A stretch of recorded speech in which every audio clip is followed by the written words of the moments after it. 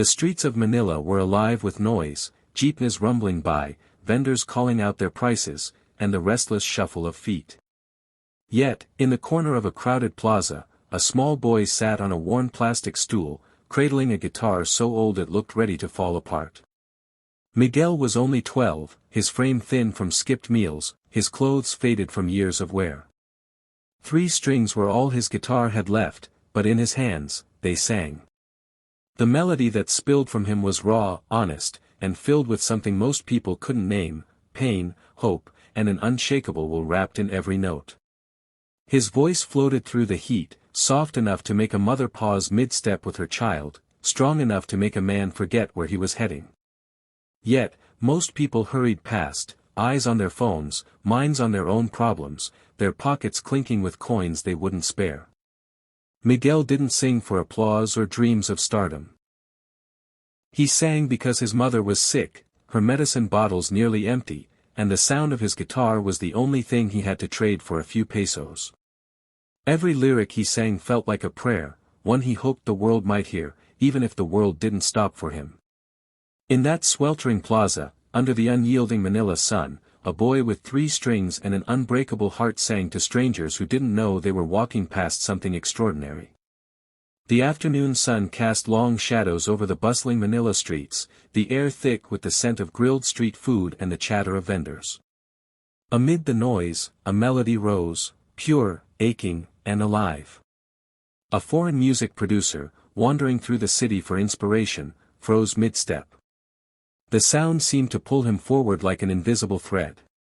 Turning a corner, he found the source, a skinny boy, eyes shut tight, his fingers coaxing music from a battered guitar. Miguel's voice carried an old rock ballad, but it wasn't just a cover, it was a confession, each word drenched in emotion that only someone who had lived through hardship could convey.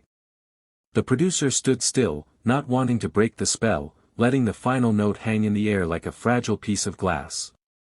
When Miguel opened his eyes, he found a tall man smiling at him, genuine, moved. Stepping closer, the man said in a warm, accented voice, "If you can sing like that on a real stage, the world will hear you." Miguel blinked, uncertain. His songs had always belonged to the streets, to the strangers who gave him coins without learning his name. The idea of standing before cameras and bright lights felt like stepping onto another planet. But the man's offer was sincere. He explained he could take Miguel to an audition for an international talent show. Miguel hesitated, torn between fear and hope, not knowing that saying yes would change the course of his life forever. The stage was a world Miguel had never known, vast, blinding, and intimidating. The air smelled faintly of polished wood and anticipation. He stood there, a small figure in an oversized borrowed shirt, clutching the same battered guitar he had played on the streets. The audience murmured, the judges exchanged polite, expectant smiles. To them, he was just another kid with a dream, likely to disappear into the blur of auditions. Then Miguel's fingers found the strings, and the opening chords of Hotel California poured out, steady and deliberate. From the first line, his voice carried a weight that made the room lean in. It was haunting yet warm, the sound of someone who had lived through storms and still managed to find the sun. He didn't just sing the words, he told their story, each lyric shaped by hunger, sacrifice, and love for a mother waiting far away. As the verses unfolded, the restless audience grew silent. Even the judges, seasoned and used to countless performances, began to shift in their seats, their expressions softening. Miguel's voice swelled on the chorus, his eyes closing as if he was back on that Manila street corner, singing to the sky. By the bridge, a camera zoomed in on the judges, 2 of them were blinking rapidly, fighting the emotion building in their eyes. His song wasn't perfect, but it was real, and in that moment, everyone in the room felt they were witnessing something rare, something that would stay with them long after the last note faded.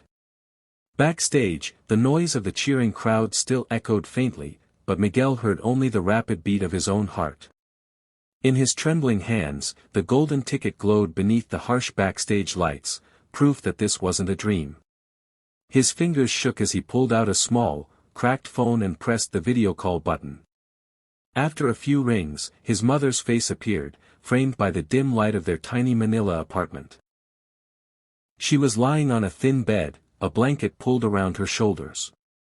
Miguel's voice broke as he held up the ticket. "Mama," he said, fighting back tears, "we're going to the finals, and I'll buy your medicine." Her lips trembled, and then the tears came, rolling freely down her cheeks. "Your voice," she whispered, her voice thick with emotion, "is our miracle." She reached toward the screen as if she could touch his face, and Miguel smiled through the blur in his eyes. News of his audition spread quickly, clips of the boy with the battered guitar flooded social media, melting hearts across continents. Strangers sent messages of love and support, donations poured in for his family. Miguel's song had traveled farther than he ever imagined, reaching people who saw themselves in his struggle and his hope.